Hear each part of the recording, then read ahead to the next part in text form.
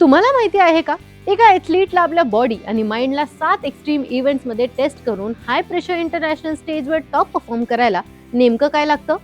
चायनामध्ये झालेल्या Asian indoor athletics championship 2026 मध्ये तेजस्विन शंकरने या प्रश्नाचं उत्तर आपल्या परफॉर्मन्समधून जबरदस्तपणे दिलं.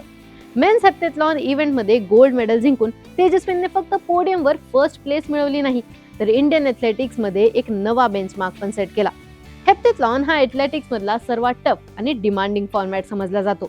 2 दिवसात 7 इव्हेंट्स खेळले जातात. 60 metre sprint, long jump, shot put, high jump, 60 metres hurdle, pole vault आणि 1000 मीटर्स रन.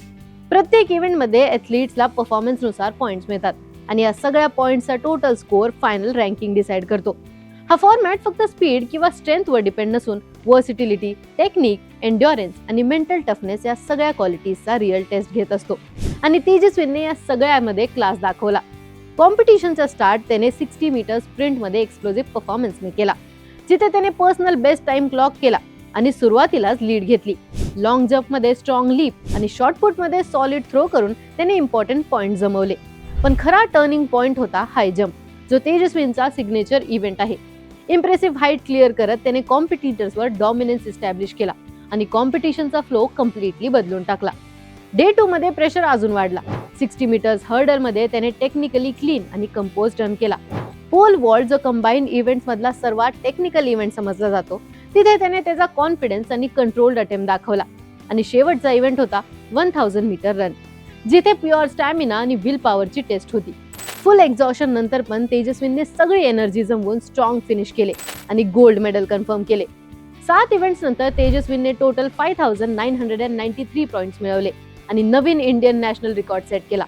हा स्कोर त्याच्या प्रीवियस बेस्ट 5650 पॉइंट्स पेक्षा 343 पॉइंट्सने बेटर होता, जो त्याच्या डेडिकेशन, डिसिप्लिन, ट्रेनिंग आणि प्रिपरेशनचं परफेक्ट प्रूफ आहे. त्याचा 6000 पॉइंट्सचा माइलस्टोन फक्त 7 पॉइंट्सने मिस झाला, पण तरी पण ही अचीवमेंट इंडियन ॲथलेटिक्ससाठी एक लँडमार्क मोमेंट आहे.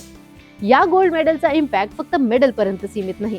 ओरिजिनली हाय जम्प स्पेशलिस्ट असलेला तेजस्वीने कंबाईन्ड इव्हेंट्समध्ये स्विच करत स्ट्रेंथ, एन्ड्युरन्स आणि टेक्निक डेव्हलप केली.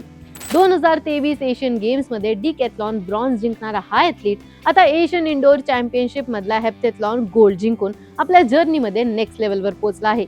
या परफॉर्मन्समुळे इंडियाचा कंबाईन्ड इव्हेंट्स मधला ग्लोबल प्रेझेन्स सिग्निफिकंटली स्ट्रॉंग झाला आहे. चायनामध्ये जेव्हा इंडियन फ्लॅग वर गेला आणि नॅशनल अँथम वाजलं, तेव्हा तो फक्त एक विक्ट्री मोमेंट नव्हता, तर एक नवा एराचा सिग्नल होता. पॅरिस 2028 ऑलिम्पिक्स मध्ये पुढच्या वर्ल्ड चॅम्पियनशिपचा विचार करता तेजस्विन शंकर आता इंडियाचा ब्राईटेस्ट मल्टी इव्हेंट होप बनला आहे. आता तेजस्विन शंकरचा हा हिस्टॉरिक गोल्ड मेडल ऑलिम्पिक पोडियमवर इंडियाला पहिल्यांदा मल्टी इव्हेंट ग्लोरी मिळवण्याचा एक पॉवरफुल सिग्नल आहे का?